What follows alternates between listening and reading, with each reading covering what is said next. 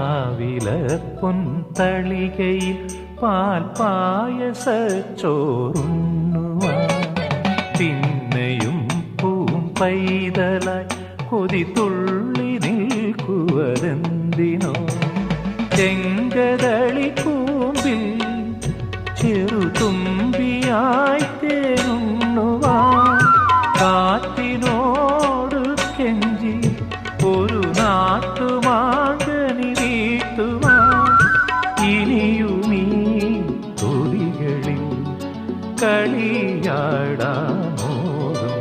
ശ്രീരാഗമോ തേടുന്നു നീ വീണതൻ പൊൻതന്തിയിൽ.